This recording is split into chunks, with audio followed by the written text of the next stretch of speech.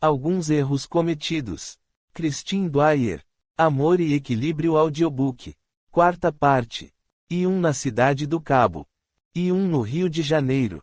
E um em Atenas. E um em Nova Delhi. Quando me virei, Easton estava me olhando. Ele tinha franzido a testa, e passava a língua no lábio inferior.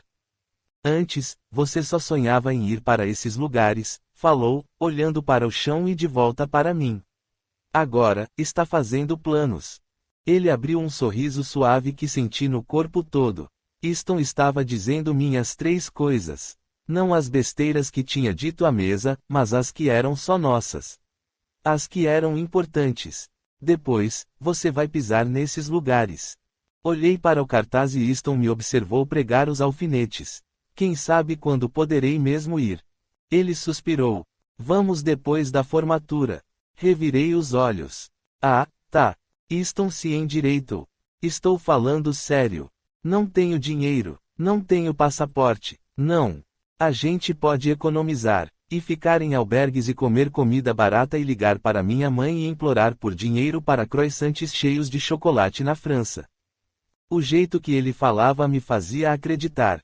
Eu me esforcei para apagar a esperança. Easton. Estou falando sério, El. Vamos antes da faculdade. Não é tão fácil assim. E sua mãe ia surtar se a gente não fosse direto para a faculdade. A gente ainda iria, só que depois. Os velhos vivem dizendo que queriam ter viajado na juventude. Vamos sair em uma aventura. Vamos ver o mundo, conhecer gente interessante, comer comida estranha e viver uma vida maior que esta casa, que o lago, que os seus e os meus pais. Easton queria ver o mundo e se apaixonar por ele.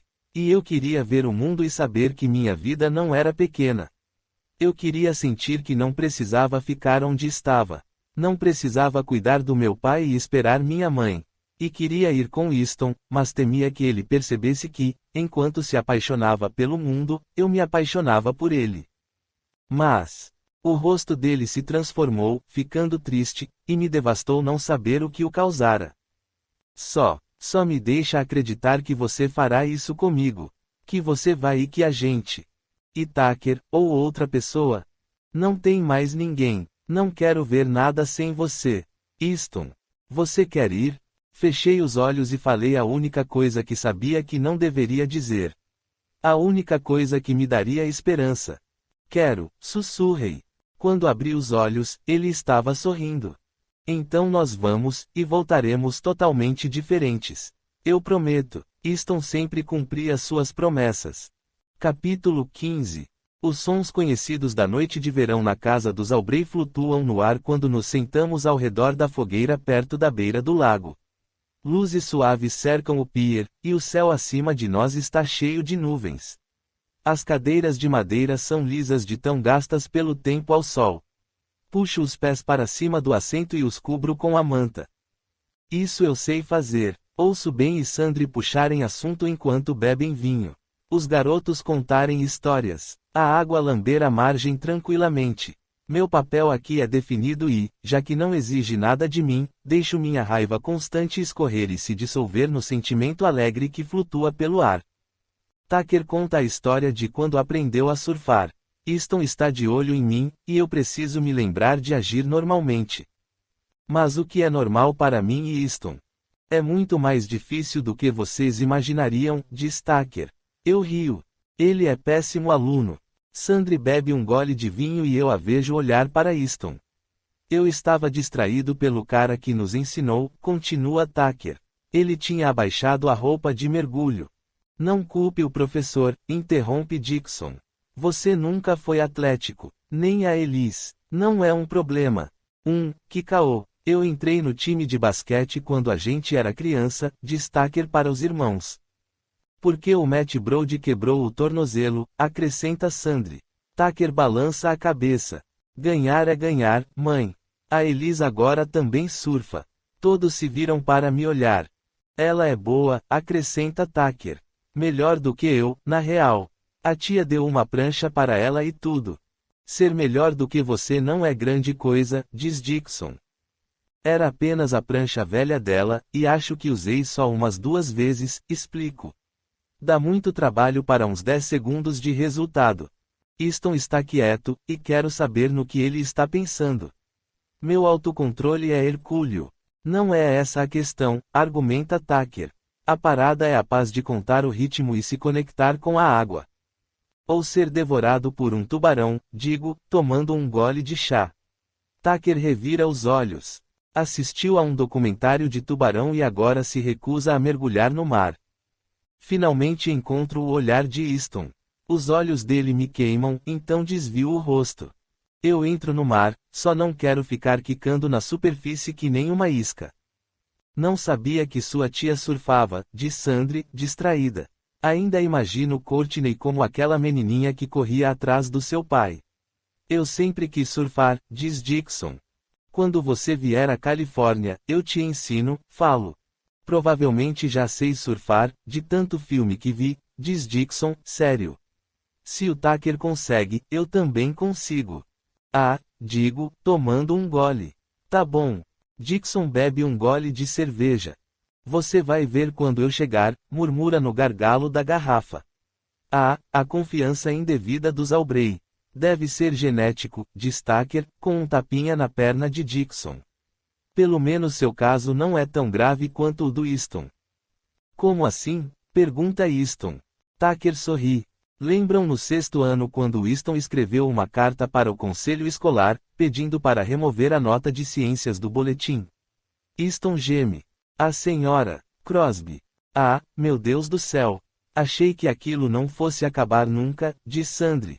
Ela que não dava aula de ciências direito, protesta Easton. Você escreveu uma carta para o distrito escolar, diz Dixon, rindo tanto que as palavras mal saem. Disseram que, se você tivesse entregado a carta em vez do trabalho de ciências, teria tirado nota 10. Easton parece prestes a discutir, mas Sandry o interrompe. Não aguento mais falar disso. Deixamos nossas gargalhadas saírem flutuando que nem as brasas da fogueira, céu acima. Que outros segredos você tem, Elise? A pergunta vem de Easton, e olho para o fogo em vez de para ele. Quero contar do trabalho e dos mochileiros que viajam pelo mundo que conheci. Da vez em que um garoto me ensinou a encontrar caranguejinhos na praia. De quando achei que podia começar a correr e vomitei a 800 metros de casa. Easton não merece nada disso. Então digo o que as redes sociais já disseram. Eu trabalho num café. Tucker me olha, um pouco decepcionado, e sinto o calor subir ao rosto. Ignoro. Você fez amizade? Com alguém além do Tucker? Pergunta Dixon. Claro. Tem um cara no café que acha que a nossa Elise é a alma gêmea dele. Já chamou ela para sair umas 100 vezes. Tucker gargalha, e Dixon o olha, irritado. Sandry e Ben se ajeitam no assento, desconfortáveis. Tucker se empertiga. Mas a Elise não namora ninguém. Ainda não é a declaração certa, e procuro um jeito de parecer menos patética. Claro, diz Easton, e ouço a raiva em sua voz.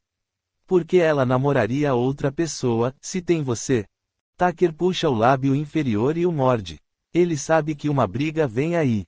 Bom, provavelmente porque não sou namorado dela, como já disse 100 vezes. Easton não se detém. Aquela foto de vocês, no Natal.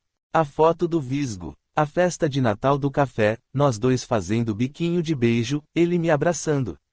Era fofa, e eu sabia que seria a gota d'água para Easton, sabia que ele pensaria no pior, então deixei Tucker postar. Ben aperta a mão de Sandry enquanto eles olham para nós. E a foto depois dessa era com a garota que eu estava namorando, tenta justificar Tucker. A postura de Easton muda. Com os ombros tensos, ele se levanta.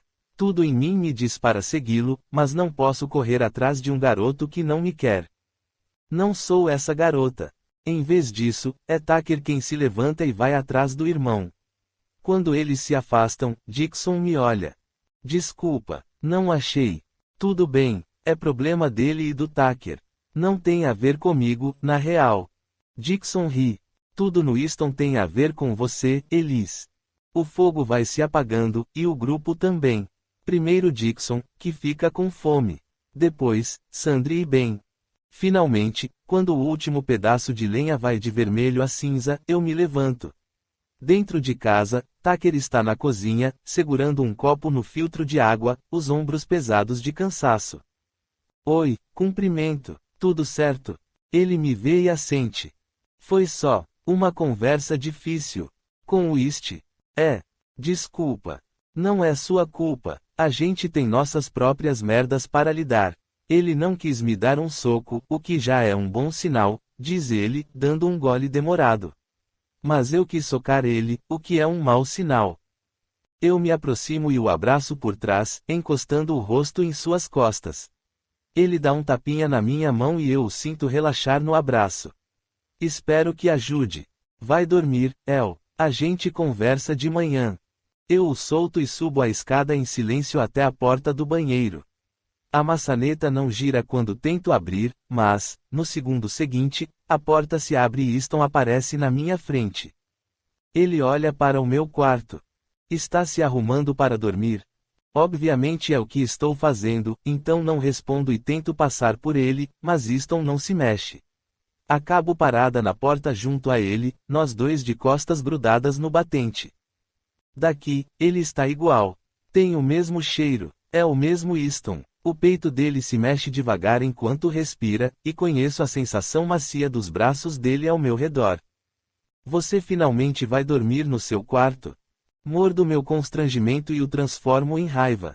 O que quer que você esteja pensando, está errado. Você sabe que não gosto de dormir naquele quarto. Nunca. Porque gostava de dormir comigo, diz Easton, como um desafio. Eu gostava do seu quarto, falo, com desdém. Aquele quarto cheira a papelão. Ninguém fica lá. É esquisito. Se quiser dormir no meu quarto, é só pedir. Ele arqueia uma sobrancelha, me fazendo lembrar de todas as vezes em que Easton falou comigo assim e eu senti o sol nascer dentro de mim. Não quero dormir perto de você, Easton. É isso que você queria, né? Não é por isso que fui para a Califórnia. Então vamos continuar assim, tá? Não foi por isso que você foi para a Califórnia. Quem se importa? Interrompe. Eu me importo. Ele olha para mim, e quero ficar aqui para sempre. No que você está pensando? Pergunta. Arqueio as sobrancelhas e repito o que ele sempre me disse. Pensamentos não são de graça. Ele não responde, só olha meu rosto, como se pudesse ler os pensamentos ali mesmo. Dane-se, falo, e me afasto da porta. Não quero mais ficar aqui. Ele estica a mão e roça meu braço. Não consigo. Vou embora e, em vez de ir para o quarto, desço até a porta da casa. O ar de verão me envolve e eu percorro estradas escuras sem calçadas e de terra plana que desafia as estrelas, tudo se estende à minha frente. Quando eu era pequena, andava e tentava pisar no ritmo do meu coração. Parece que não superei o hábito. O céu aqui é igual ao da Califórnia, mas sinto que todas as estrelas me conhecem. Elas me viram crescer, até ficar alta o bastante para tentar alcançá-las. Viram cada mágoa minha sangrar nessa terra. E então, paro na frente da minha casa. O luar a faz parecer um túmulo. Nenhuma luz acesa, porque ninguém vive aqui. Nem mesmo a árvore seca no quintal, apesar de ser verão. Até a grama amarelou e morreu. Nada. Eu posso entrar. Sei que meu pai deixou uma chave para minha mãe debaixo do capacho. Só para o caso de ela decidir voltar para casa. Está esperando alguma coisa? Nem me surpreendo ao ouvir Easton atrás de mim. Por um breve segundo, acho que posso tê-lo imaginado. Que meu inconsciente na verdade tem a voz dele. Não. Ele para ao meu lado. Com as mãos nos bolsos, olha para a carcaça da casa. Você vai visitar ele? Ele. Nem aqui Easton quer dizer o nome do meu pai. Meu olhar vai para a garagem, onde ele passava a maior parte do tempo. Tinha tanta coisa errada com meu pai, mas o amor dele por mim não era errado. É difícil separar isso. Não sentir culpa por querer o amor de alguém com as piores imperfeições. Era o que eu sentia pela minha mãe, também, até ela passar tanto tempo longe que a emoção apodreceu e tornou-se ódio. E não é porque estou com saudades que quero vê-lo. A dor não é apagada com uma visita à prisão. Você deveria, diz ele. Da segunda vez que meu pai foi preso, eu tinha 13 anos e, sempre que ia visitá-lo, ficava gripada. Era Easton quem me arrastava àquelas visitas, mesmo que eu chorasse o caminho todo. Ele segurava minha mão do começo ao fim e, quando eu saía da sala de visitas, ele estava lá, sorrindo, com 2 picolés nas mãos, fingindo que estava tudo normal. Você está certo. É mentira. Não tenho intenção nenhuma de ver meu pai. Vou pedir para a Tenny ir comigo, acrescento. Ele demonstra mágoa por um segundo, mas o rosto logo volta à expressão passiva. Eu posso ir com você, El. Ele fala como se não desse a mínima, mas sei que é mentira. Não quero mais isso, Easton. Eu dou as costas para ele e entro na casa que mais parece uma sepultura. E deixo morrer tudo que eu e Easton precisamos falar. Capítulo 16. 16 anos. Algumas semanas após meu aniversário de 16 anos, Tenny declarou que eu já tinha passado muito tempo na casa dos Aubrey e pouco tempo no taverne do tio Rick. Como a maior parte do que ela dizia, as palavras eram afiadas, mas suavizadas pelo amor. Quando eu era mais nova, passava a maior parte do tempo nas cabines grudentas e nos chãos imundos do pub, brincando com Tenny e Wyatt, filho do tio Rick. Minha mãe me deixava lá e o tio Rick reclamava, dizendo que não era dono de creche, mas sempre me deixava ficar. Ficávamos sempre à vista, mas fora do caminho. Homens velhos sentavam-se debruçados nos banquinhos, bebendo cerveja choca e virando doses entre os chopes. Comida gordurosa era preparada em condições suspeitas. Luz difusa entrava pelas janelas embaçadas. A mãe de Tenny tinha instalado uma televisão no canto, na qual passava desenho animado que mal escutávamos em meio ao som da jukebox, que tocava Dolly Parton e Hank Williams Jr. No volume máximo. Conforme crescíamos, mudamos os desenhos para programas destinados a um público mais velho, até, finalmente, tirarmos a televisão dali. Aos 16 anos, eu nem lembrava a última vez em que estivera no bar. No entanto, assim que atravessei a porta de madeira pesada, todas as lembranças de infância me voltaram, como fantasmas. Ora, disse o tio Rick, de trás do bar. Parece que a encrenca finalmente voltou. Eu me retesei frente às palavras, mesmo sabendo que não era sério. Para ele, eram carinhosas. Havia uma expectativa de quem eu seria ali. Filha de Anna e True. Sobrinha de Minnie. Prima de Tenny, uma Truman. Eu nunca era só Elise. Eles tinham orgulho da garota que conheciam, de quem eu era de verdade, e eu não encontrava as palavras para expressar que a ideia de ser conhecida daquele jeito não era nada confortável. Era sufocante. No entanto, Tenny decidira que um aniversário não seria celebrado direito se não fosse no taverne. Bateu fome, menina? Perguntou ele. Sacudi a cabeça. Não, é. Eu sei o que é, disse ele, sério. É sábado. Sorri, sabendo que era implicância. Não. Não é domingo. É.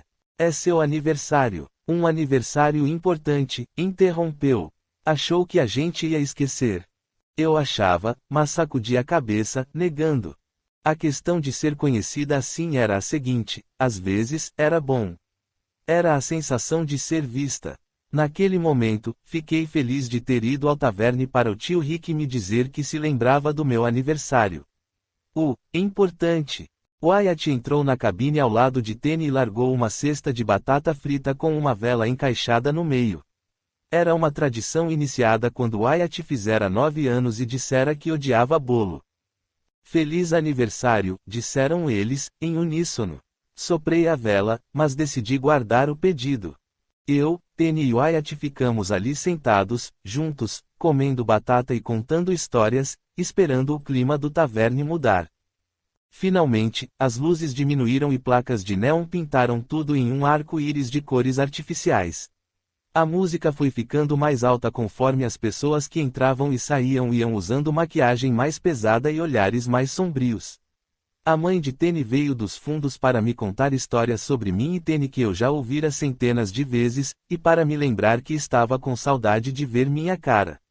Wyatt levou copos para os fundos, limpou bebida derramada do chão sujo, secou todas as superfícies imagináveis, exceto pela cabine no fundo onde eu e Tenny ríamos, lembrando de todas as besteiras que tínhamos feito entre aquelas paredes.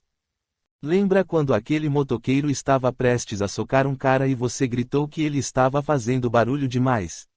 Perguntei, rindo. E estava mesmo, disse ela, dando de ombros, mas o canto da boca subiu. Eu precisava fazer dever de casa. Sacudi a cabeça. Nossa vida não é normal. Alguma coisa no rosto dela endureceu, e eu quis retirar o que dissera. Eu não sabia quando tinha perdido o direito de brincar com aquilo, mas tinha. Nossa vida está ótima, falou ela, tomando um gole. Melhor do que essa merda de normal. 1 milhão de palavras fervilharam na minha garganta. Não foi isso que quis dizer. Acho ótimo. Ainda sou uma de vocês. Desculpa. Em vez disso, mudei de assunto e perguntei do carro velho que a mãe dela tinha comprado e que ela ia consertar. Não é chique que nem o dos Aubrey, nem nada, mas eu gostei. Estou animada. Aqueles pequenos comentários eram os que mais me magoavam. Cada um era uma pá cavando a terra entre nós, criando um cânion. Autopreservação. Eu sabia que era o que ela fazia, mas ainda assim me magoava. Foi logo depois das 9 que minha mãe chegou. Ela estava de cabelo arrumado, com tanto spray que nem se mexia, roupas justas e escuras, a blusa decotada. A maquiagem, pesada. Quero ir embora, falei para Tenny e Wyatt. Ir aonde? Perguntou ela, deixando transparecer a irritação. Eu e Wyatt temos que ficar até fechar, para a limpeza. Pigarreei. Minha mãe tá aqui. A expressão de Tenny passou de confusão a curiosidade enquanto ela olhava ao redor do bar, e, quando finalmente encontrou minha mãe, reconheci a pena em seus olhos. Até de onde eu estava, dava para ver que minha mãe estava um desastre. Preciso ir embora. A gente não pode ir, disse Tenny, mas a frustração se fora. Fica aqui e ignora ela. Wyatt passou um braço pelo meu ombro. Naquele momento exato, minha mãe gritou do outro lado do bar e deu um beijo na bochecha de alguém. Ignorar ela? Perguntei. Como se fosse possível. Senti o momento em que ela me notou. A confusão misturada à empolgação antes de vir correndo até nossa cabine. Tinha batom fúcsia grudado no dente quando ela sorriu e me abraçou. Meu amor, o que está fazendo aqui? O abraço foi carinhoso, minha primeira pista. A segunda era o arrastar das palavras. Ela já estava bêbada. Mais de perto, percebi que o delineador tinha começado a escorrer, e senti o cheiro azedo do hálito. Cadê o papai? Perguntei, me levantando e acompanhando-a até o bar. Fazê-la sentar na nossa cabine era sacrilégio. Por um momento, ela pareceu incerta, como se a pergunta se referisse a um desconhecido. Seu pai, deve estar em casa, acho. Ela achava. Eu não a via fazia 3 meses. Ela perdera meu aniversário. Não que tivesse estado presente em muitos outros, mas aquele doeu. Ela nem perguntou como eu estava, só fez carinho no meu braço e tentou pedir uma bebida do tio Rick. Eu odiava o toque dela. Você tem dinheiro para pagar por essa vodka com soda, Ana? Perguntou o tio Rick. Não, falou, exagerando as vogais. Mas darei um jeito de te recompensar. Ele revirou os olhos e preparou a bebida enquanto eu tentava conter o nojo. Eu me afastei dela, me virando para Tenny. Aonde você vai? Perguntou minha mãe, debruçada no bar. Para lá, falei, apontando para Wyatt e Tenny. A bebida foi servida diante dela com um baque. Ela se virou para agradecer ao tio Rick e eu aproveitei a distração para voltar até meus amigos. Senti um nó na garganta, pegando o celular por reflexo. O que você tá fazendo? Perguntou Tenny, os ombros tensos, porque sabia a resposta. Respondi mesmo assim. Mandando mensagem pro East. Sério. Ela não conseguia conter a frustração da voz. Não falei nada, tentando acalmar meu pânico. Elis, essa parada aqui é só nossa. Eu não convidei ele para sair com a gente. Meu celular vibrou no segundo seguinte. Easton, tô indo. O olhar de Tenny estava venenoso quando minha mãe se sentou junto a nós na cabine. 2 copinhos de dose reluziam nas mãos dela. Aqui, amor. Cruzei os braços. O que é isso? Uma dose, respondeu ela, com um sorriso enorme. De aniversário. Franze a testa. Não é mais meu aniversário. Já faz semanas, e só tenho 16 anos. Eu sei. Ela não sabia. Vi a informação voltando a ela.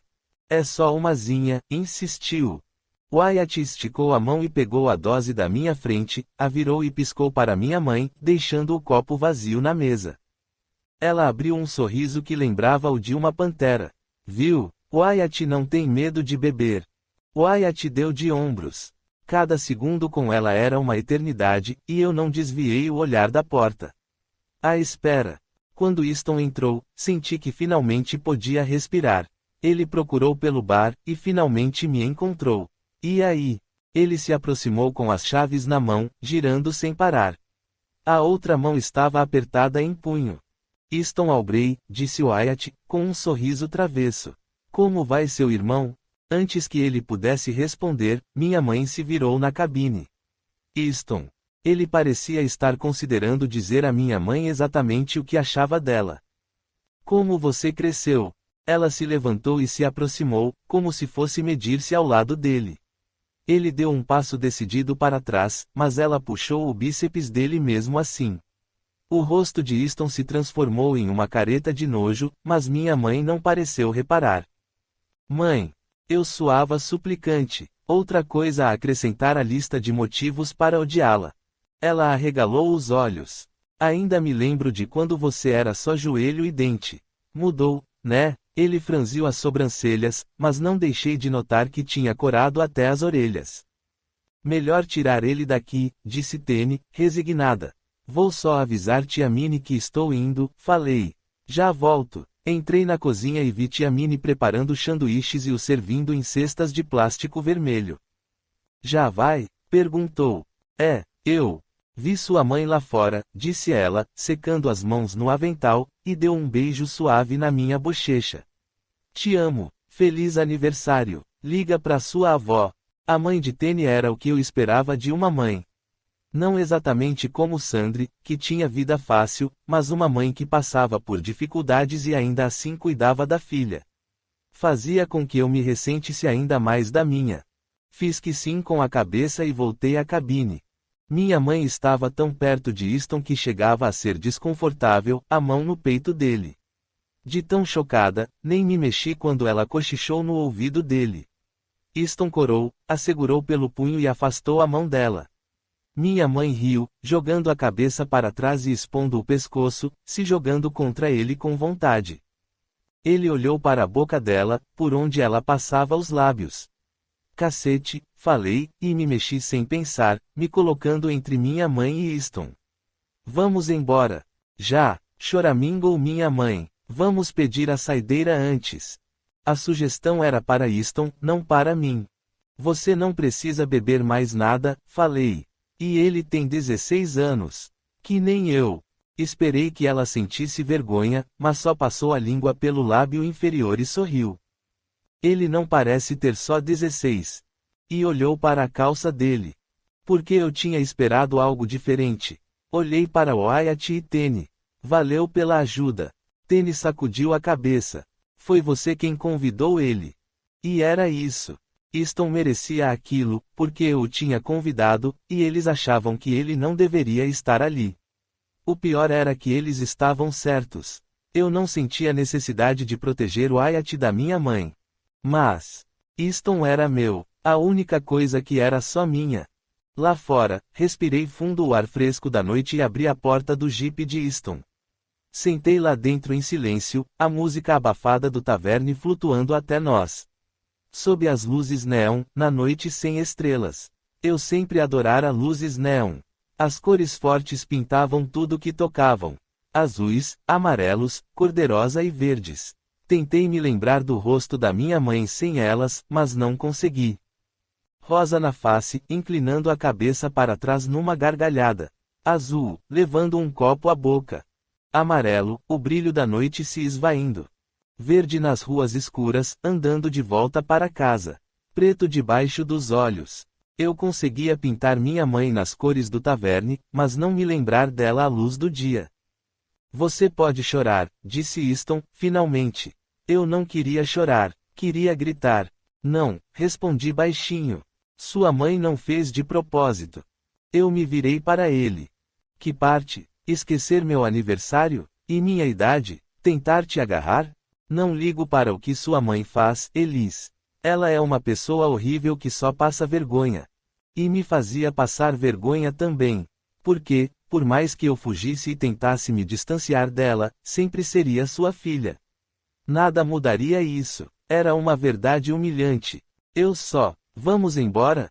Easton ligou a caminhonete e pisou no acelerador, e eu vi as luzes do taverne se afastarem. E soube que às vezes pais tentavam pegar o que não lhes pertencia. Capítulo 17. Um farfalhar me acorda.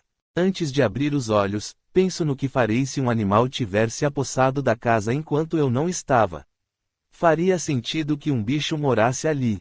Até que ouço o bicho xingar. Merda! O colchão afunda sob o peso de alguém. Abro os olhos com esforço e vejo Tenny sentada na ponta da cama.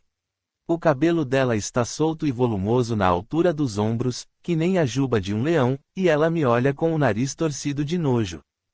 Não tem nem eletricidade aqui, diz, em vez de me cumprimentar. Eu me sento e esfrego os olhos. O quarto é ainda pior à luz do dia. Minha cômoda está coberta por uma camada de poeira, tem lixo e vidro quebrado pelo chão. Fotos de paisagens arrancadas de livros e revistas pregadas à parede com taxinhas, amareladas pelo tempo, e todos meus guias de viagem ainda empilhados e enfileirados, acumulando pó. Ainda assim prefiro estar aqui a estar na casa dos Aubrey. Com Easton. A briga dele com Tucker. Sua expressão quando falei que não precisava da companhia dele na visita ao meu pai. Minha raiva ajuda a justificar estar nesta casa. Tenny solta um suspiro demorado. Você está com uma cara horrível. Ainda tem água quente aqui, por acaso? Sei lá, só faz 30 segundos que acordei. E daí? Esfrego minha cara. E daí que não conferi a água, tenente? Ela olha ao redor do quarto, franzindo a testa. Por que você está aqui e não com os Aubrey? Tenny cospe o nome. Sei que ela quer que eu me sinta culpada por ficar hospedada lá. Quando você chegou na cidade? Pergunta. Não faz muito tempo. Não dou uma resposta exata porque sei que ela já está chateada por eu não ter telefonado. E aí, com qual Aubrey você brigou? A mãe ou o filho? Tenny sabe o nome deles, mas ela gosta da arrogância. Eu deixo ela seguir assim. Como você soube que eu estava aqui? Pergunto. Ela me joga meu celular. Sentiu falta disso? Pego o aparelho e, por reflexo, confiro as notificações. Easton te falou, suponho. A arrogância não bastou para ela deixar de falar com ele. Falou, diz ela, se levantando e esfregando as mãos na calça jeans. Vamos nessa. Aqui está uma nojeira, e você precisa de um banho. Não estou pronta para voltar à casa dos Aubrey.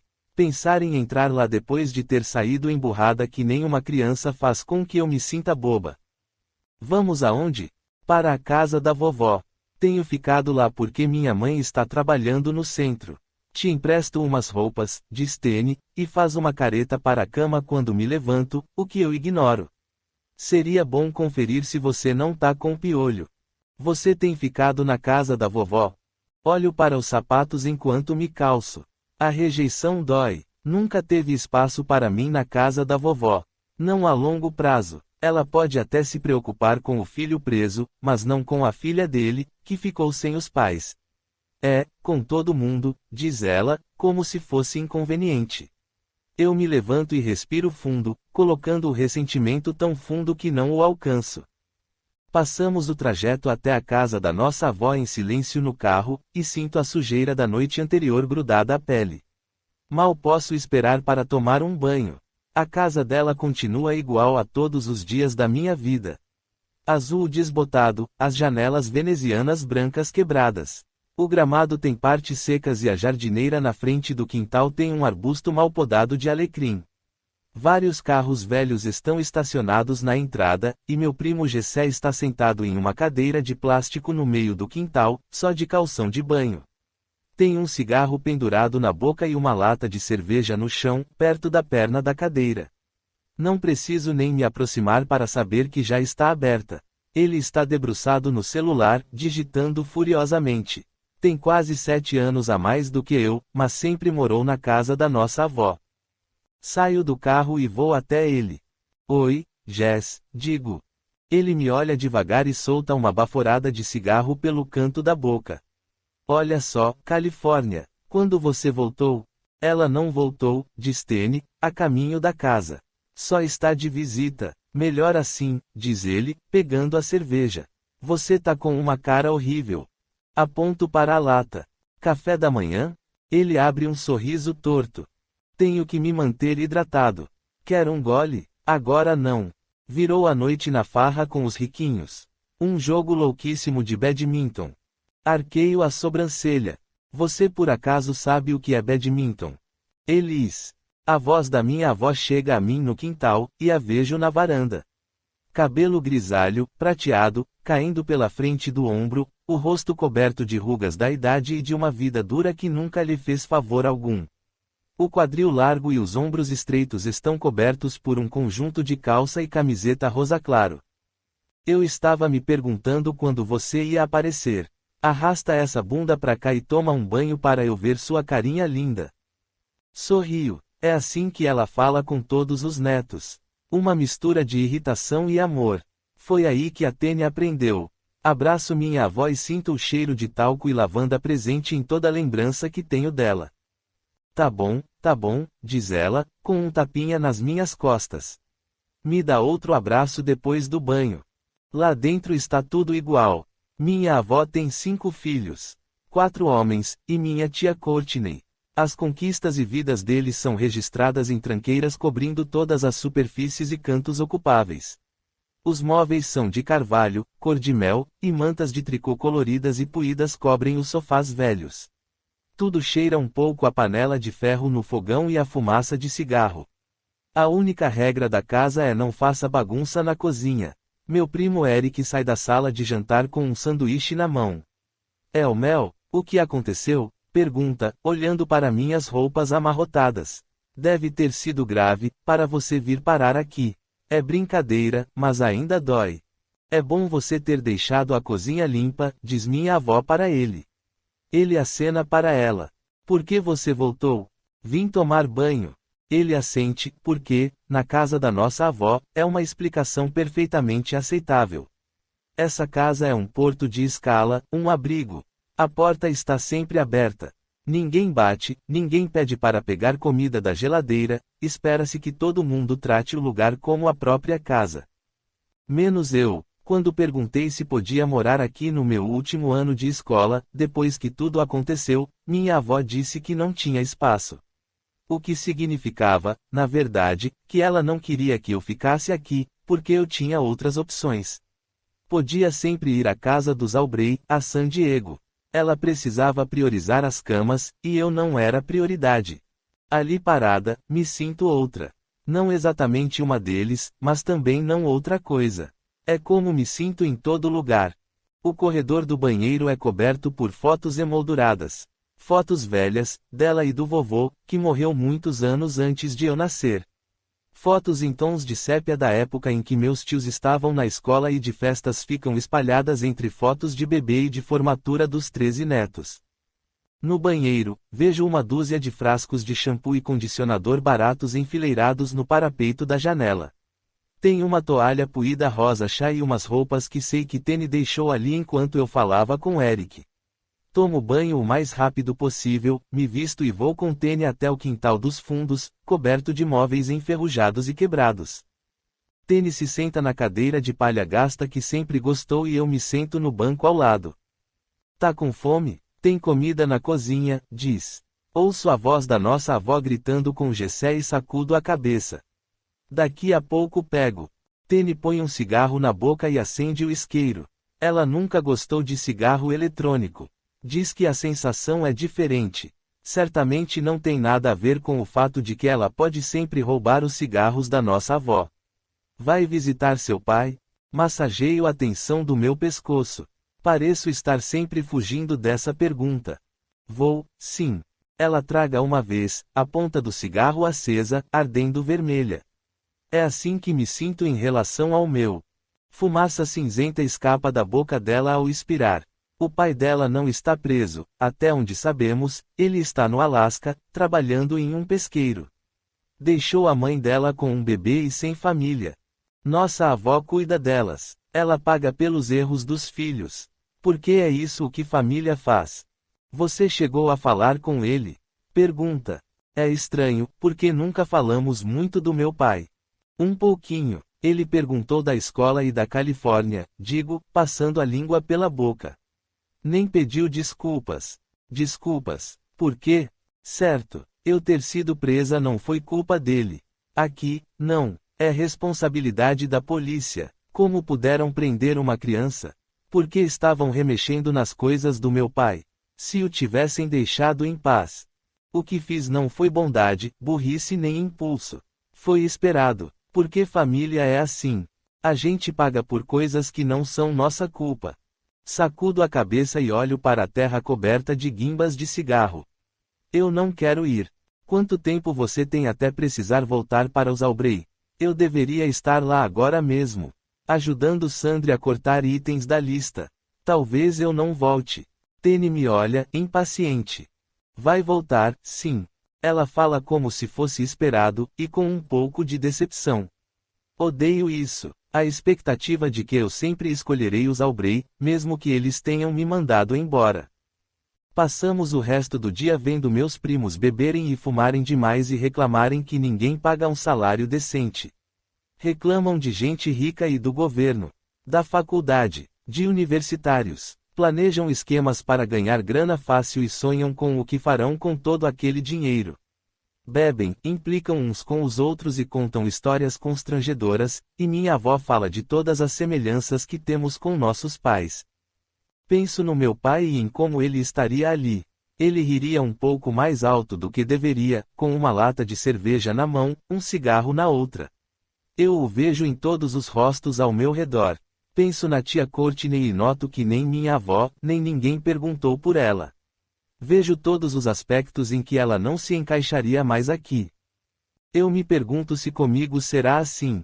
Me pergunto se já me encaixei aqui, para começo de conversa. À tarde, quando meu celular apita e todo mundo cansou de passar o dia bebendo, dou uma olhada. A mensagem de Dixon é simples.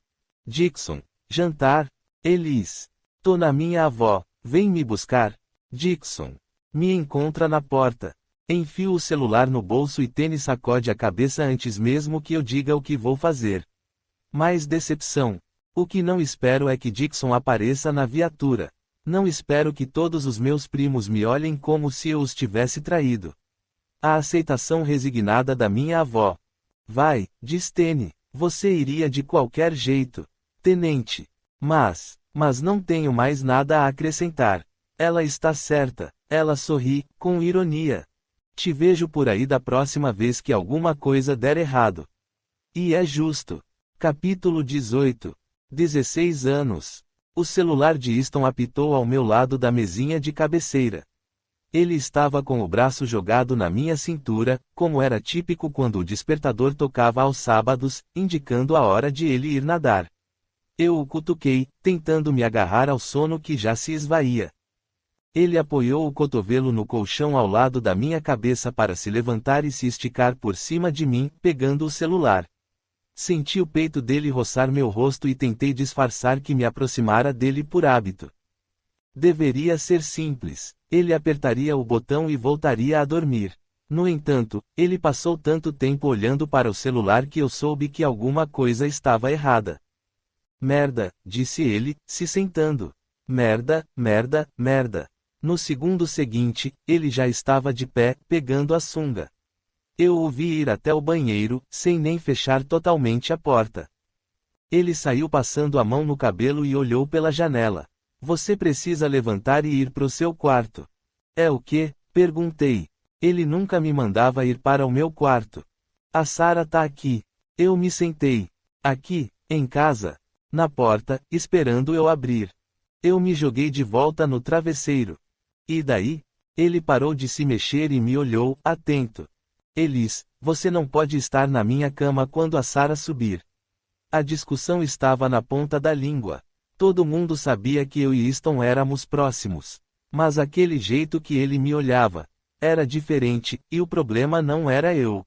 Era para eu impedi-lo, dizer para ele não ir encontrar a Sarah.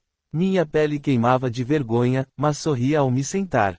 Tudo bem, mas você faz café antes de ir nadar. Ele soltou um suspiro frustrado e desceu para abrir a porta. Eu fui ao meu quarto e, pela janela, vi os dois de mãos dadas no pier e a vi beijá-lo na bochecha antes de mergulharem na água gelada. Tentei não odiar o fato de que Sarah nadava com ele. Easton tinha me convidado umas 100 vezes para nadar pela manhã, e eu recusara todas. Talvez Easton quisesse aquilo, uma garota que nadasse com ele. A porta do meu quarto foi aberta com um empurrão leve e Tucker entrou. Você está aqui? Assenti e voltei a me concentrar no que acontecia lá fora. Tucker acompanhou meu olhar e veio até perto de mim. Eu estava me perguntando por que ninguém tinha feito café. As palavras dele me irritaram mais do que deveriam. Era besteira, mas Easton esquecera a única coisa que eu tinha pedido. Tucker suspirou profundamente, vendo Easton sorrir em resposta a alguma coisa que Sarah dissera.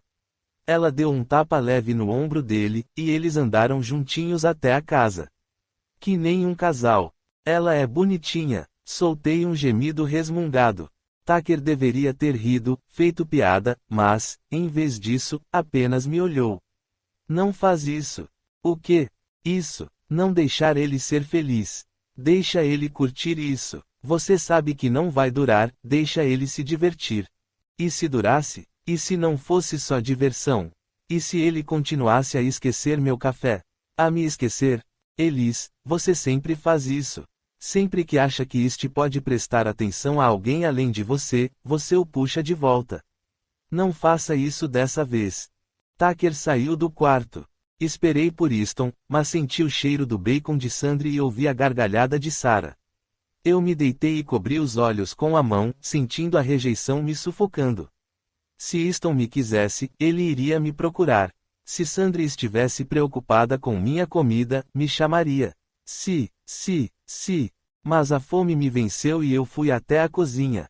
Sandry estava servindo biscoitos em um prato para Sarah, sentada à bancada. Tucker e Dixon estavam rindo, e Easton discutia com eles. Não dê ouvidos a eles, Sarah. Eles só mentem, disse Sandry, com uma piscadela. Eu respirei fundo. Oi, El, cumprimentou Sandry. Estava mesmo me perguntando quando você ia levantar. Não senti cheiro de café, resmunguei, me sentando entre Dixon e Tucker. Oi, Sarah abriu um sorriso alegre e acolhedor, e quase senti culpa por não retribuir. Quase. Sandry pôs uma caneca na minha frente e eu comecei a colocar açúcar. Vai ficar muito doce, disse Sarah, arregalando os olhos. Olhei para ela e pus mais uma colher. Sarah toma café preto, disse Easton, pondo a mão nas costas da cadeira dela e se recostando na dele. Botei mais uma colher só para irritá-los. Depois disso eles subiram até o quarto de Easton, e música abafada começou a escapar da porta fechada. Fiquei enjoada. Eu queria ir embora, ir para casa, ir para qualquer lugar, mas, por algum motivo nojento, não consegui. Dixon puxou meu rabo de cavalo quando sobramos nós dois na cozinha. Sozinhos. Se você pudesse ter um superpoder, qual seria? Perguntou. Voar. Ele fez um barulhinho estranho. Eu escolheria a imortalidade. Deveria ser a resposta de todo mundo. Se eu voasse, poderia viajar para qualquer lugar. Se fosse imortal, poderia realmente ver todos os lugares que quer visitar. Ficamos quietos, ouvindo os sons ao nosso redor. A Sarah é simpática, comentou ele, sem motivo. É. Não confio em gente simpática, acrescentou. Esperei que ele não visse meu sorriso. No jantar, Sarah e Easton desceram de mãos dadas.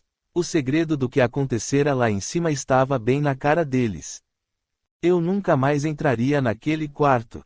Não vai jantar aqui? Perguntou Sandry para Sarah, obviamente decepcionada. Fui para a sala e me sentei no chão com meu prato. Não queria vê-los se despedirem. Tucker e Dixon já estavam encarando a televisão, começando uma série que Tucker mal podia esperar para maratonar. Ele tinha esticado as pernas na mesinha de centro, e Dixon sentou-se com o prato de comida no colo. A porta se fechou atrás de Easton. Dá play, falei para Tucker. Pelo menos espera ele se despedir, respondeu ele. Queria que ela tivesse ficado. Ela é simpática, disse Sandry, sentando-se ao lado de Dixon. Tucker olhou para mim antes de falar. Eu gostei dela. Antes que eu tivesse que responder, Easton voltou, o que era melhor. Não achei que fosse capaz de tirar a mentira da minha boca. Tucker deu play e, 10 minutos depois, Easton pegou no sono na ponta do sofá. Entre episódios, Sandry se levantou e me perguntou se eu queria um copo d'água. Recusei com a cabeça. Perdeu a voz? Não. Não era a voz que eu tinha perdido. Eu me levantei e andei até Easton, me sentando em cima dos pés, grudada nele. A respiração dele estava regular, e eu não parava de ouvir as palavras de Tucker na minha cabeça. Easton estava sem camisa, o calção de banho caído no quadril. Meu olhar se demorou na pele bronzeada do tronco dele. Estávamos acabando o terceiro episódio da série histórica coreana com zumbis quando o senti se mexer. Ele se endireitou e se espreguiçou, esticando os braços para cima. Suspirando, abaixou as mãos. Então me olhou, e senti o olhar passar pelo meu corpo. Easton fazia uma expressão específica quando estava prestes a começar uma conversa difícil. Parte cautela, parte confiança desmedida. Eu sabia o que vinha por aí. Ele não queria mais minha presença quando a Sarah estivesse lá. Vi as palavras encontrarem o caminho da boca. Esqueci que preciso dar um pulo no mercado, interrompi. A gente tá no meio da série, El, resmungou Tucker. Me conta o que perdi quando eu voltar. Easton piscou, e piscou de novo. Eu vou junto. Não precisa, falei, me levantando e indo ao banheiro. Quando fechei a porta, me encostei nela e respirei fundo. Estava tudo bem. Eu não tinha estragado tudo de vez. Ia ficar tudo bem. Eu só precisava fugir. Abri a porta e Easton estava lá, tendo trocado o calção por uma camiseta e uma bermuda. Minha mãe me deu uma lista, disse ele, mostrando uma folha de papel como prova. Apertei o maxilar antes de abrir um sorriso alegre. Eu não queria ir ao mercado, só queria. Vamos. Eu não tinha escapado, tinha me prendido a ele. O ar ainda carregava o frescor da primavera que não fora embora por causa do sol, e a vista me fez perder o fôlego por um momento. Azul, preto, verde e dourado. O pôr do sol no lago. Quando entramos no carro, Easton conectou o celular no rádio. Eu saberia o humor dele pela música que escolhesse. Uma música baixa e triste ressoou, e me preparei pelo que viria a seguir. Ele se concentrou na rua, flexionando o antebraço ao virar o volante, apertando o maxilar, a boca. Será que ele tinha beijado a Sarah com doçura, ou foi bruto? A culpa cresceu na minha barriga como erva daninha. Não era da minha conta como ele beijava Sarah. Silêncio preenchia os espaços entre as notas da música. Andamos juntos pelos corredores do mercado, pegando itens e colocando na cestinha de plástico vermelha que ele carregava. Açúcar mascavo, leite, o pão preferido de Dixon. O que você precisava comprar? Não respondi. Ele não mencionou o que realmente queria dizer até chegarmos ao corredor de doces. A gente não vai mesmo falar disso? Perguntou. Olhei para ele, que estava concentrado em uma embalagem que alegava ser a barra de chocolate original. Falar do quê? Ele ainda não me olhava. A dor no meu peito só piorou. Foi mal, tá bom. Estou ouvindo. Ouvindo, repetiu, como se tentasse entender o sentido da palavra, testando a cadência na língua. Na real, eu não quero conversar. Ele sacudiu a cabeça de leve. Sei que você está chateada comigo. É o quê? Perguntei, sem conseguir conter a confusão do rosto. Você passou o dia todo emburrada. Mal falou com a Sarah. Tentei engolir a frustração. O que você queria que eu dissesse? Ei, abre um espacinho para eu sentar aqui do lado enquanto vocês se pegam. Não, mas você podia ter sido legal com ela, que nem todo mundo foi. Sei que você pode estar com ciúme. Ciúme? Interrompi. Você acha que estou com ciúme? Estava mesmo. Ele nem tinha negado que passaram o dia se beijando. A raiva fluiu dele em ondas. Se não for ciúme, fala comigo. Me diz o que está pensando. Não é nada, Easton, menti. Porque achei que ele precisava daquilo. Porque achei que fosse fazê-lo feliz. Porque achei que morreria se falasse a verdade. Você gosta da Sarah? Perguntou ele. Você gosta? Retruquei. Quando estou perto dela, eu não. Não sei o que devo fazer. Me sinto esquisita de estar lá. Você não devia se sentir esquisita de estar em casa. Mas é isso, né? É esse o problema. Ele finalmente me olhou, e quis que não olhasse. O rosto dele estava irritado, frustrado e confuso. E se fosse só isso, tudo bem. Mas, ali no meio, eu vi a mágoa. O que você quer que eu faça, Elis? Que eu nunca namore ninguém porque tenho você? Não, engoli em seco, cercada por embalagens coloridas e desenhos sorridentes de doces. Só queria não sentir que você está tirando alguma coisa de mim para dar para ela, falei. Easton sacudiu a cabeça. Se você não consegue enxergar que o seu lugar não se parece em nada com o dela, não sei o que fazer para mudar isso. Não é a mesma coisa, Elis. O problema era aquele. Eu já sabia que éramos diferentes. Mas não o bastante para eu não ser substituível. Porque eu ainda era a mesma garota que pensava em roubar no corredor de doces.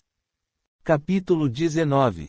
Da janela do quarto, vejo entregadores tirarem mesas redondas de caminhões brancos. Eles se mexem que nem relógios, contando os segundos até a festa. Um cenário muito diferente da casa da minha avó ontem. 4 dias, só 4 dias, e ainda não lembro onde deixei o colar de Sandri.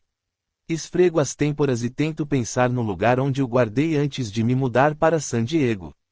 Mas a memória é escorregadia. Em vez de procurar, vou até a cozinha.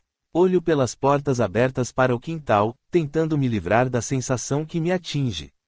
Tudo parece muito cru. O sol, o céu azul claro, nuvens brancas e pitorescas dançando. É lindo e, por algum motivo, dói. A grama verde, as pessoas bonitas espalhadas por ela, a música suave enchendo o ar que só complementa as ondas calmas da água. Pego um copo e o encosto na geladeira para encher. Um suspiro demorado me escapa, e, quando me viro, Easton está parado junto à bancada, me olhando. O que foi? Jogo a acusação, mas ele nem reage. Como se estivesse esperando. Em resposta, só dá de ombros. O que foi? Repito, mas dessa vez é uma pergunta. Não estou tentando brigar com você, Elis. Um barulho agudo e áspero interrompe nossa conversa, vindo dos alto-falantes instalados do outro lado das portas.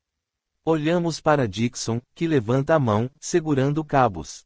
Foi mal. Esvazio o copo em 3 goles grandes e o deixo na pia com um baque alto. Então não briga. É mais fácil a gente não se falar. Tá bom, Elis, diz ele, soando cansado. Como quiser. Saio pela porta dos fundos assim que Prince começa a soar dos alto-falantes. Os primeiros acordes da música tocam e todo mundo parece notar ao mesmo tempo o que está acontecendo. Kiss. H. Tucker se levanta da mesa onde estava sentado, dobrando guardanapos. Ele mexe os quadris como se por instinto, abre um sorriso diabólico e aponta um dedo para mim, me chamando. Eu o ignoro e não me mexo. Se o fizer, ele irá atrás de mim. Tucker canta o começo da música para mim, e continuo de cara fechada. You don't have to be beautiful to turn me on. Ele esganiça a voz e faz uma cara que acredita ser sexy. Sacudindo a cabeça de um lado para o outro, no ritmo, ele vem dançando até mim. I just need your body, baby. Tucker pega meu quadril e me obriga a balançar com ele. Como Prince é mais contagiante que uma gripe, começo a dançar. Dixon aumenta o volume e vem até nós, segurando um vaso de vidro que usa de microfone. Sandri dança enquanto monta arranjos de flores, e Ben a pega pela mão, a puxando para onde estamos dançando. Continuo de cara fechada, mas danço, finjo que não está me afetando. Não estou me divertindo. Até o refrão, Quando me junto a todo mundo, dando beijinhos no ar no ritmo da música. Já estou sorrindo. Não dá para dançar Prince sem rebolar. Acho que a música dele serve para isso. Eu me lembro de uns 100 dias em que Prince foi a trilha sonora da nossa vida. Bem roubando beijos de Sandri, Dixon cantando no tom mais agudo possível e tentando se sacudir. Tucker tocando uma guitarra imaginária. Easton tentando abrir espacate. Olho para Easton, que está pertinho. Sandri dá um tapinha no rosto dele. E eu desvio o olhar. Começa a tocar outra música do Prince, mas o encanto se quebra. Todo mundo volta a organizar a festa, e fico de olho nas costas largas de Easton, que vai atrás de Dixon. Tucker passa um braço pelo meu ombro e me sento ao lado dele à mesa redonda, diante de uma pilha enorme de guardanapos brancos de pano. Ele dobra guardanapos, sentado, transformando os quadrados lisos em cisnes brancos e ofuscantes à luz do sol. Pego um guardanapo e o dobro. Isso não é um cisne, diz Tucker, ao meu lado.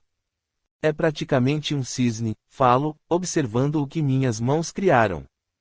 Não é praticamente um cisne. É praticamente uma bagunça. Isso aí é um pato, você sabe muito bem, diz ele, franzindo a testa. Que cara é essa?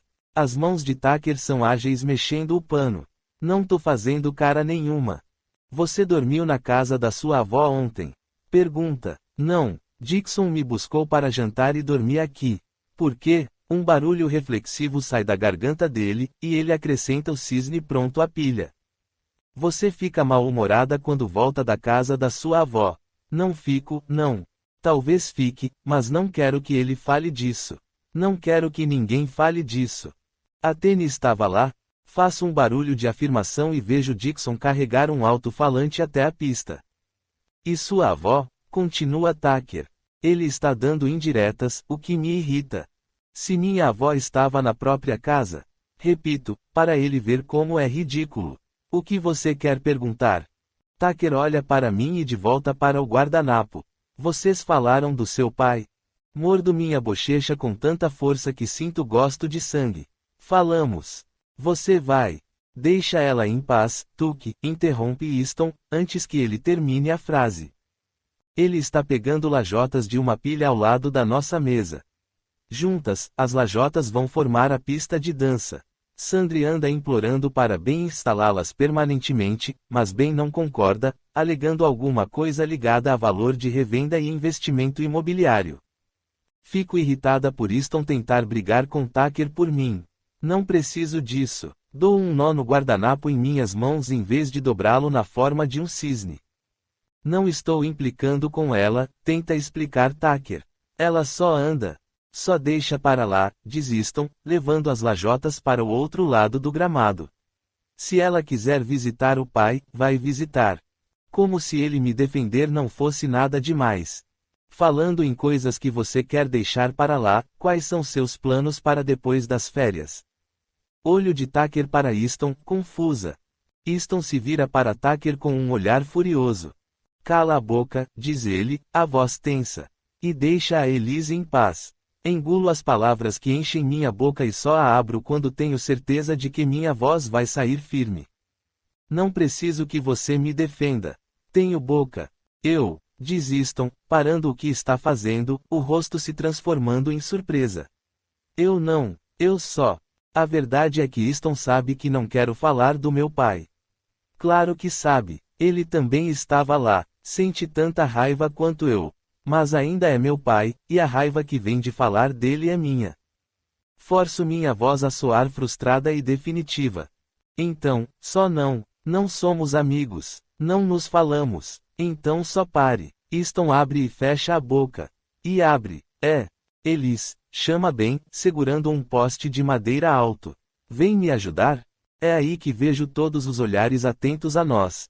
Os amigos dos Aubrey que vieram ajudar na arrumação voltam ao trabalho e Tucker sacode a cabeça, se debruçando sobre os guardanapos. Que idiotice! Segura isso em pé, pede Ben, me entregando o poste escuro. Ele o encaixa no buraco enquanto o mantenho firme, e se afasta para admirar o resultado. Bom trabalho, diz para mim, espanando as mãos e apontando a próxima viga com a cabeça. Eu asseguro e, quando bem pigarreia, sei que virá algo além de bom trabalho. Você tem sido bem dura com o East. Não sei o que dizer. Não posso falar tudo o que pesou no meu peito, endurecendo meu coração, formando muros tão altos que talvez eu nunca consiga enxergar o outro lado. Mas, como costuma acontecer com o pai de Easton, ele não perde tempo fingindo não saber o que estou pensando. Ele te magoou muito, eu sei, diz, encaixando o poste. Mas você também magoou ele. Ele me magoou mais, quero dizer, mas até eu noto como soará petulante.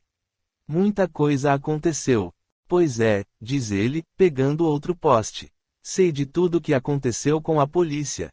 Sou advogado do seu pai, afinal, fala, com uma piscadela, tentando manter a conversa leve. E sei que você não queria ir a San Diego. Mas ninguém queria menos do que Easton. Seguimos para a próxima viga, perto do muro de suporte, e quero dizer que é mentira, mas não encontro as palavras. Sei que Easton queria que eu fosse embora. Quando você foi embora, Easton ficou bem mal. Não quero dizer que ele estava certo, nem que você também não sofreu. Mas acho que você devia lembrar que não foi só você quem ficou magoada. Eu sei disso. Claro, El, acho que você sabe disso. Mas acho que você só se importa com a sua dor. Fecho os olhos quando encaixamos a última viga no lugar. É aí que escuto. Oi, East. Conheço aquela voz. Viro o rosto e a vejo. Cabelo brilhante. Sorriso enorme. Sarah. Capítulo 20. 16 anos. Quanto tempo isso vai levar? Gemeu Tucker do outro lado da porta do banheiro, batendo o pé igual uma criança que recebeu a ordem de ir para o quarto. Passei glitter na pálpebra e me afastei um passo, analisando a maquiagem. Quase acabando. Ele bateu a cabeça na parede. Você disse isso há 20 minutos. Ignorando, ajeitei o batom pela 100ª vez. A cor escura estava borrada nos cantos. A gente tem que ir. O que importa no Halloween são as gostosuras, anunciou Tucker, com um sorriso idiota. As crianças ganham doces, e a gente ganha. Ele fez uma cara sugestiva quando eu o empurrei para trás. Você acha que vai encontrar uma gostosura hoje? Tucker suspirou e se endireitou, exibindo o peito largo sob a toga romana. Elis, querida, a gostosura sou eu. Dixon esticou a cabeça ao lado de Tucker e franziu a testa, olhando para minha maquiagem. Isso aí são lagartas? Cílios, falei, colocando uma tira. Dixon virou a cabeça de lado. Qual é o problema dos que você já tem? Dixie, chamou Sandri lá de baixo. Deixa ela em paz. Estamos saindo. Não se esqueça de deixar o pote de doces na entrada para as crianças. Cadê o Easton? Gritou Ben. Foi buscar Sarah, veio a voz de Dixon do quarto. Uma sensação incômoda tomou meu peito, e não deixei de notar a atenção no olhar de Tucker. Com mais 3 pinceladas, declarei a maquiagem terminada, abaixando o pincel com mais força do que queria. Tucker me olhou de um jeito significativo. O que foi? Perguntei, em desafio. Ele deu de ombros. Só estou esperando você parar de teimosia e falar o que está te fazendo quebrar coisas por aí. Não tem teimosia nenhuma. Eu o empurrei, abrindo caminho para o quarto, onde peguei os sapatos pretos de salto do armário e os calcei. Tucker me viu cambalear por alguns momentos antes de parar do meu lado. Estiquei as mãos para segurar o braço dele e bati o pé com força, o salto agarrando no carpete. Tucker arqueou as sobrancelhas, como se notasse um exemplo do que acabara de dizer. Suas vítimas discordam de sua alegação de não violência. Resmunguei. Só não sei por que ele vai com a Sarah em vez de irmos todos juntos. Sarah é a namorada dele. Só faz, 3 meses. Essa é nossa parada. Ele falava meu nome como se quisesse que eu entendesse algo um pouco além do meu alcance. A suavidade fez a palavra soar como um soco. Não estou com ciúme. Eu gosto da Sarah. Era verdade, quase. Sarah era esperta e gentil. Ela não era arrogante, mesmo que o pai fosse prefeito e a mãe, pelo que diziam, tivesse dinheiro por causa de um investimento inicial na Apple. Todo Halloween eles faziam uma festa beneficente gigantesca para financiar o banco de alimentos da cidade. E Sarah falava com o mesmo tom respeitoso com todo mundo. Ela lia livros com uma perna encolhida contra o corpo, o cabelo preso atrás da orelha. Ela jogava softball e treinava um time infantil de graça. Sandry a amava. Era esse o problema da Sarah. Ela não tinha defeitos. Eu tinha passado 4 anos procurando. Não estou com ciúme, repeti. Ela é minha amiga. Quando ela me perguntara a respeito de Easton, meses antes, eu tinha, de fato, dito que tudo bem ela sair com ele. Eu tinha dito para ele que a achava legal e bonita, quando ele perguntara. Eu tinha cometido um erro absurdo de cálculo sobre o quanto odiaria ver Easton com outra pessoa. Ouve só o que você está dizendo. Eu o empurrei. Não consigo, porque você não cala a boca. Ele me ofereceu uma das mãos, com a expressão gentil. Quer ser meu par? Para quê? Só para você me largar e ir se agarrar com Calais Farrell. Tucker levou a mão ao peito como se eu o tivesse ferido. Eu já peguei ela, mas se Jordan Mitchell estiver por aí. Você corrompe todas as coisas boas. É meu maior dom e meu maior fardo. Imagine como eu fico exausto. Passei o braço pelo dele e sorri, quase chegando à sua altura. Suas pernas ficam incríveis com esses sapatos. Dixon tossiu da porta. Você precisa de um vestido mais comprido. Todo mundo vai dar em cima de você. Você precisa de uma focinheira, retruquei. Ah, disse Tucker, se esticando para pegar meu chapéu da cama. Não esqueça, bruxinha, sem o chapéu, você está só vestida de gostosa. Divirtam-se, disse Dixon, abrindo a porta. A varanda estava repleta de princesas da Disney, super-heróis e zumbis. Dixon, vestido de médico, ficou parado no meio do enxame de crianças. Uma de cada vez, eu vou. Não escutei o resto da frase, porque ele foi sufocado por gritos e berros enquanto eu e Tucker íamos embora de carro. Todas as crianças da cidade iam pedir doces, todas as pessoas importantes iam à festa beneficente, e todos os adolescentes iam para o lado norte do lago. A enseada só era acessível descendo a praia até uma área mais escondida. Já tinha uma fogueira enorme acesa. A luz se refletia nas paredes altas de rocha, dando a impressão de estarmos em nosso próprio pequeno reino. Enfermeiras sensuais e políticos exagerados andavam entre vampiros e garotas com enormes asas de fada.